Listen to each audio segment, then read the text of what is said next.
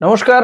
আজ আবার একটা ভিডিও নিয়ে হাজির। আর রাজ্য রাজনীতিতে নির্বাচন যত এগিয়ে আসছে ততই কিন্তু নানান রকম ছবি দেখা যাচ্ছে।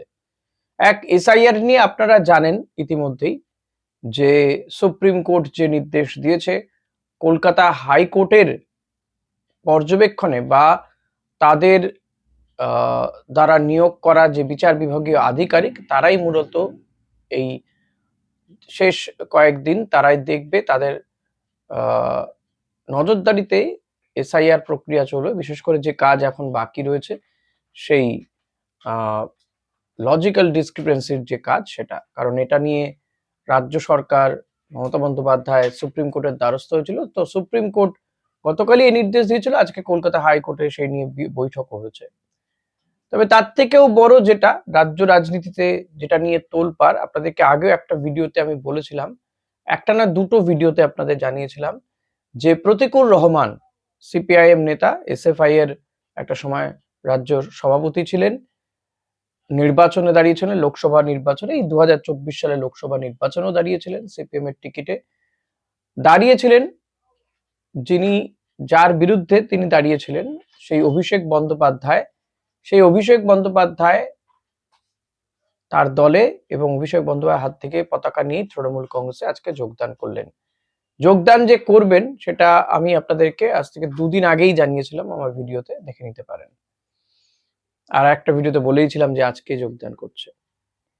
এর পাশাপাশি আর একটা ভিডিও করেছিলাম যে উত্তরবঙ্গে বিজেপির একের পর এক নেতা বিধায়ক তারা ছেড়ে চলে যাচ্ছেন। বিষ্ণুপ্রসাদ শর্মা চলে গিয়েছেন, বিষ্ণুর পরে মহেশ্বর বা ভোলা মহেশ্বর কে হবেন। তবে মহেশ্বর না হলেও আজকে অনন্ত মহারাজ, যিনি রাজ্যসভার সাংসদ, বিজেপি তাকে রাজ্যসভায় পাঠিয়েছে, এহেন অনন্ত মহারাজ তিনি আজকে মমতা বন্দ্যোপাধ্যায়ের হাত থেকে বঙ্গবিভূষণ সম্মান নিলেন। দেখুন, এমন তো হতে পারে না যে মমতা বন্দ্যোপাধ্যায় বিজেপির কোনো সাংসদকে বঙ্গবিভূষণ সম্মান দিয়েছেন। এটা হয়তো আপাত দৃষ্টিতে দেখলে তেমন মনে হতে পারে, কিন্তু এর পেছনে রাজনীতির অন্য খেলা আছে।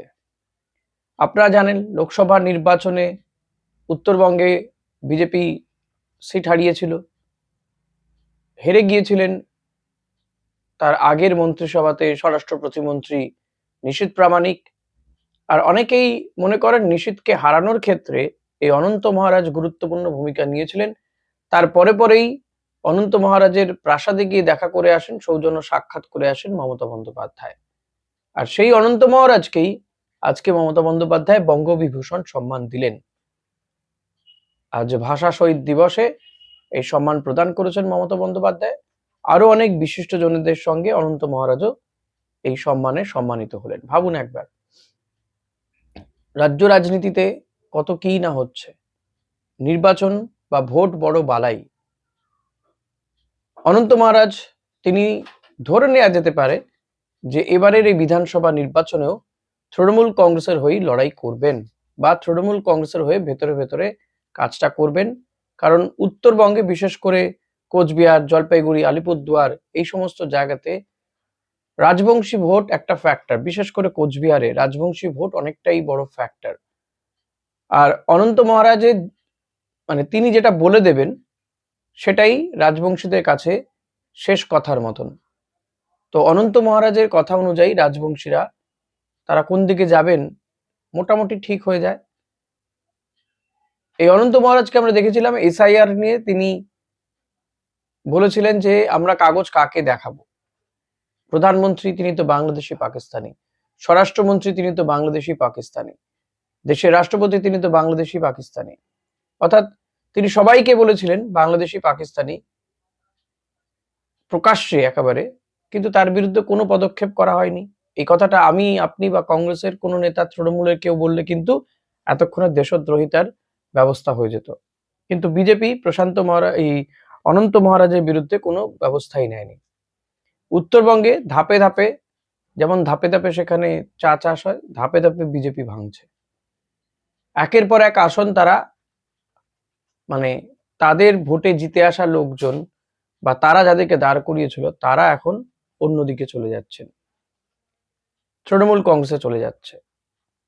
ফলত যে স্বপ্ন বিজেপি দেখছিল যে উত্তরবঙ্গে প্রচুর আসন তারা পাবে, সেই স্বপ্ন কিন্তু স্বপ্নই থেকে যাওয়ার মতনই ঘটনা ঘটছে। রাজবংশীদের নাম যদি এসআইআর এ বিপুল সংখ্যক নাম বাদ যায় রাজবংশী মতুয়াদের, তাহলে বুঝতেই পাচ্ছেন যে কি হতে পারে। কারণ এই রাজবংশী মতুয়াদের একটা অংশ কিন্তু বিজেপিকে সমর্থন করছিল। তারা ভেবেছিল যে বিজেপি এ রাজ্যে এলে তাদের ভালো হবে, কেন্দ্রীয় সরকারের ক্ষমতায় থাকলে তাদের ভালো হবে। পৃথক রাজ্যের স্বপ্ন দেখানো বিজেপি, গোর্খারাও একটা সময় ভেবেছিল যে বিজেপি থাকলে, রাজ্যে সরকারে এলে, কেন্দ্রের সরকারে থাকলে পৃথক গোর্খাল্যান্ড হবে, কিন্তু সে স্বপ্ন পূরণ হয়নি তাদের। সেটা বিষ্ণুপ্রসাদ শর্মা আগের দিন বলেছেন যে বিজেপি বারবার করে এটা গাজর ঝোলাচ্ছে, ভাওতাবাজি তাদের। ফলত অনন্ত মহারাজ, বিষ্ণুপ্রসাদ শর্মারা তারা বিজেপির উপরে ক্ষুব্ধ, মানে উত্তরবঙ্গে কিন্তু বিজেপি নড়বড়ে হয়ে যাচ্ছে। এবং লোকসভা ভোটে কিছুটা ভেঙেছিল, বিধানসভা ভোটে কিন্তু এই ভাঙাটা আরো ভাঙবে। বিজেপি যখন ভাবছিল যে উত্তরবঙ্গটা তাদের কাছে মোটামুটি নিশ্চিত 45-46টা আসন তারা পেয়ে যাবে উত্তরবঙ্গ থেকে, তখন কিন্তু এই ধরনের ঘটনা ঘটে চলেছে। আমার কাছে যে তথ্য আসছে বা যে খবর পাচ্ছি সূত্র মারফত, উত্তরবঙ্গে কিন্তু আরো কয়েকজন বিধায়ক, বিজেপি বিধায়ক, তারা কিন্তু তৃণমূল কংগ্রেসে যেতে পারেন এবং সেটা অতি দ্রুতই হবে। ফলত বিজেপি কোথায় গিয়ে দাঁড়াবে কেউ জানে না। বিজেপি উত্তরবঙ্গটা নিশ্চিত ধরে নিয়ে দক্ষিণবঙ্গে ঝাঁপাচ্ছে। দক্ষিণবঙ্গে তৃণমূল এমনিতেই শক্তপোক্ত। তৃণমূলের এই লোকসভা ভোটে যেটা দেখা যাচ্ছে যে ওয়ার্ড ওয়ারি লোকসভা ভোটে কলকাতার কিছু ওয়ার্ডে বিজেপি তৃণমূলের থেকে এগিয়ে গিয়েছে। তো তৃণমূল কিন্তু সেই জায়গাটাও মেরামতির চেষ্টা করছে। এই যে রাজ্যসভা ভোট হবে, সেখানে জানা যাচ্ছে যে, যা শুনতে পাওয়া যাচ্ছে কানাঘুষো, তৃণমূল এমন একজনকে রাজ্যসভায় পাঠাবেন যিনি কলকাতার একজন নেতা, সংখ্যালঘু মুখও হতে পারেন, এবং তাকে এই বিধানসভা ভোটে আর টিকিট দেওয়া হবে না, তাকে রাজ্যসভায় পাঠিয়ে দেওয়া হচ্ছে। তিনি রাজ্যের মন্ত্রীও ছিলেন, গুরুত্বপূর্ণ মন্ত্রী শোনা যাচ্ছে। তো সেই এই ইকুয়েশন গুলো চলছে, নানান রকম রাজনৈতিক রদবদল, অদল বদল চলছে। তো অনন্ত মহারাজ, বিষ্ণুপ্রসাদ শর্মারা চলে যাওয়া মানে কিন্তু উত্তরবঙ্গে বিজেপির বড় ক্ষতি হতে চলেছে। এটার আজ বিজেপি যদি এখনো না পায়, কিছু বলার নেই। প্রতিকুর রহমান, তিনি সিপিএম ছেড়ে চলে গেলেন। প্রতিকুরকে এখন সিপিএম বহিষ্কার করছে। এখন আর করে কি হবে? এখন তার বিরুদ্ধে ব্যবস্থা নেবে, নিয়ে লাভ নেই কিছু। প্রতিকুর তৃণমূল কংগ্রেসে চলে গেল অভিষেক বন্দ্যোপাধ্যায় হাত ধরে। গত 2 দিন ধরেই শোনা যাচ্ছিল, বিভিন্ন চ্যানেলে সে ইন্টারভিউ দিয়েছে, মোহাম্মদ সেলিমকে এক্ষেত্রে কাঠগড়ায় দাঁড় করিয়েছেন। তার আজকের একটা বক্তব্য খুব গুরুত্বপূর্ণ। তিনি বলছেন যে আমি সেখান থেকে বেরিয়ে এসেছি, যারা এখনো রয়ে গিয়েছেন তারা কিন্তু দম বন্ধ করা অবস্থায় রয়েছেন, তারাও আস্তে আস্তে মুখ খুলছে। ফলত যে সিপিএম শূন্য হয়ে গিয়েছে, যে সিপিএম কে এই তরুণ যুবরা তুলে ধরতে চাইছিলেন, যারা ধীরে ধীরে মানুষের কাছে পৌঁছচ্ছিলেন, বোঝার চেষ্টা করছিলেন, মানুষের মন পড়ার চেষ্টা করছিলেন, আন্দোলন সংগঠিত করছিলেন, সেই তরুণ প্রজন্ম আস্তে আস্তে সিপিএম থেকে মুখ ফেরাচ্ছে। একটা সময় বলা হতো যে সিপিএম হচ্ছে পাকা চুলে ভর্তি হয়ে গেছে, অর্থাৎ বৃদ্ধতন্ত্রে ভুগছিল সিপিএম। তরুণ তাজা কিছু নেতা এলেন, কিন্তু তাদেরকেও সিপিএম ধরে রাখতে পারছে না, তারাও অন্যান্য রাজনৈতিক দলে চলে যাচ্ছে। এটা তাদের সবচেয়ে বড় ব্যর্থতা। আর এই জন্যই প্রত্যেকেই কিন্তু কাঠগড়ায় তুলছেন রাজ্য সম্পাদক মোহাম্মদ সেলিমকে। অভিষেক বন্দ্যোপাধ্যায় তিনি একজন নেতার মতন বলছেন যে এটা আমার কোনো মহানুভবতা নয়, যে এসছেন তার মহানুভবতা। শুভেন্দু অধিকারী বলছেন প্রতিকুর গিয়েছে তো কি হয়েছে, প্রতিকুর কে এমন নেতা? কে নেতা কে নয় সেটা তো ভোটের পরে বা ভোটের সময় বোঝা যাবে। প্রতিকুর যাওয়া মানে, দেখুন উত্তরবঙ্গে যেমন অনন্ত মহারাজ, বিষ্ণুপ্রসাদ শর্মারা নিশ্চয়ই গুরুত্ব রাখবে তারা, বিশেষ করে কোচবিহারে অনন্ত মহারাজের কি প্রভাব সেটা শুভেন্দু অধিকারী না বুঝতে পারলে কিছু বলার নেই। আমার মনে হয় না বুঝতে পারছেন না, এমনটা নয়। তেমনি দক্ষিণ 24 পরগনার কিছু অংশে কিন্তু প্রতিকুর রহমানের মতন নেতারও গুরুত্ব রয়েছে। সবচেয়ে বড় কথা, তিনি মুসলিম মুখ, ইয়াং, লড়াকু নেতা। তো এহেন লড়াকু নেতার যথেষ্ট গুরুত্ব কিন্তু থাকবে। সে আগামী দিনে তৃণমূল কংগ্রেস তাকে যেভাবে কাজে লাগাবে, সে কিন্তু দৌড়ে বেড়াবে, চষে বেড়াবে, সে কাজ করতে চায়।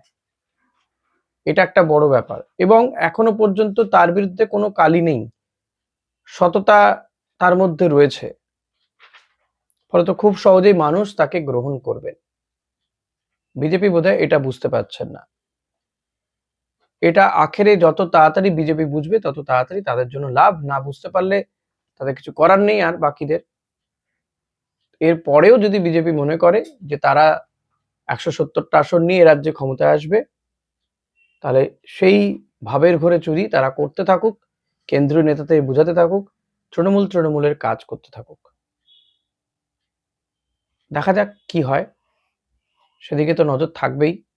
তবে আমি যেটুকু বুঝলাম আমি সেটাই আপনাদের সামনে তুলে ধরলাম। আপনাদের কেমন লাগলো অতি অবশ্যই জানাতে ভুলবেন না। ভিডিওটা ভালো লাগলে লাইক, কমেন্ট, শেয়ার করবেন। চ্যানেলে নতুন হলে সাবস্ক্রাইব করে নেবেন। Thank you.